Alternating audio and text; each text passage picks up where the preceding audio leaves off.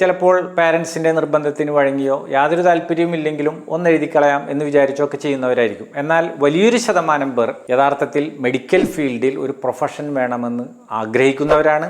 അതിൽ തന്നെ വലിയൊരു ശതമാനം പേർ അതിനുവേണ്ടി കോച്ചിങ്ങിന് പോയിട്ടുണ്ടാവും. ചിലർ ഫൗണ്ടേഷൻ കോഴ്സിന് 9th മുതൽ പോയിട്ടുണ്ടാവും, 10th പോയിട്ടുണ്ടാവും. അതിനുശേഷം ഇൻ്റഗ്രേറ്റഡ് ബാച്ചിൽ ജോയിൻ ചെയ്തിട്ടുണ്ടാവും. ഇനി ചിലരാകട്ടെ റിപ്പീറ്റ് ചെയ്തിട്ടും കിട്ടാത്തവരുമുണ്ടാവും. ഇത്രയും ഇനങ്ങളിൽ കുട്ടികൾക്ക് തന്നെ ഒരു പരിധിവരെ അവരുടേതായ ഒരു തീരുമാനത്തിൽ എത്താൻ സാധിക്കും. ഇനി ഓരോ തീരുമാനമനുസരിച്ച് ഏതെല്ലാം മേഖലകളിലേക്ക് ഇവർക്ക് പോകാൻ സാധിക്കും എന്ന കാര്യമാണ് നമ്മൾ വിശദീകരിക്കുന്നത്. ഈ വീഡിയോയിൽ ഒരുപക്ഷെ പൂർണ്ണമായും അത് വിശദീകരിക്കാൻ സാധിക്കണമെന്നില്ല.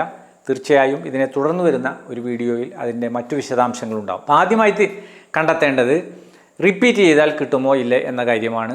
ആ തീരുമാനത്തിലെത്തിക്കഴിഞ്ഞാൽ അവർക്ക് ഒരു വർഷവും കൂടി റിപ്പീറ്റ് ചെയ്യാവുന്നതാണ്. ഇനി നാം സാധാരണഗതിയിൽ പോകുന്നത് പ്രാക്ടീസിങ് ഡോക്ടർ എന്നുള്ള നിലക്കാണ്. നീറ്റിൻ്റെ ഒരു ലക്ഷ്യം എന്ന് പറയുന്നത് പ്രാക്ടീസിങ് ഡോക്ടർ MBBS MD എടുക്കുക എന്നുള്ളതാണ്.